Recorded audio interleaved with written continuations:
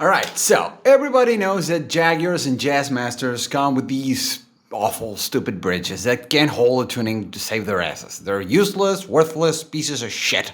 And if you don't know what I'm talking about, just do a quick Google search. The internets, they have spoken, and it's been loud and unanimous. These things suck balls. So naturally, a bunch of solutions and alternatives have come up over the years in the form of modifications and adaptations and aftermarket products of varying shapes and price tags. And out of all of those, there is one in particular that just so happens to be my favorite. Simply because I think it's the best one of them all. And of course, well, that's the one that I use on my own Jaguar. And that's what I wanted to show on this video. The ultimate best Jaguar Jazzmaster bridge alternative ever. And it is called a proper fucking setup. Yeah, you heard me right. The best alternative to a shitty stock Fender bridge is a properly set up one. And I don't know why, but it's really the first offer you get. But look at this, huh?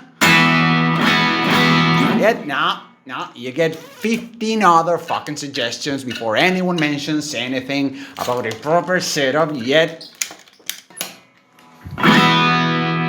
See, still in tune. And the best part, none money were spent. Zero monies. Cheapest of them all, because you gotta change nothing. Just took 5 minutes work and, well, look. And but I'm gonna fuck it up. I'm gonna remove the strings from the saddles and I'm gonna fuck with it behind the knot and do stupid bendings that I shouldn't be doing. I'll fuck with the thing a little bit more. And by the way, this thing was set up about, I don't know, like 2.5 months ago.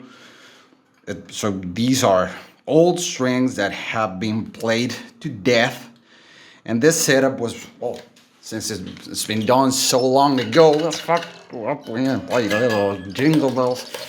Since I did this so long ago, temperature and humidity have shifted dramatically. Yet, hold on, let me check. What do you know? Still in tune.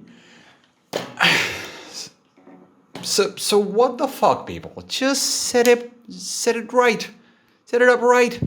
I'm not even gonna tell you how. Just gonna have a little link down there. The first ever offset bridge tutorial before the inner tubes and the gear page, and written by no other than Leo Fender himself. Yeah, the grand poobah of the fucking offset bridge actually wrote down precise instructions on the pattern papers of the thing itself in case us fucking cunts couldn't figure out a proper way to, you know, do a proper setup on our own. So there you go. Have fun later.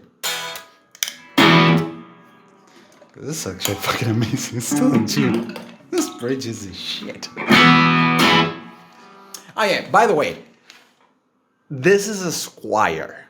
So if you actually have an American-made Fender and you still can make it work, you're an ass. You're another boob, and I'd love to hear from you because I'm sure it'll be fascinating. Still in tune.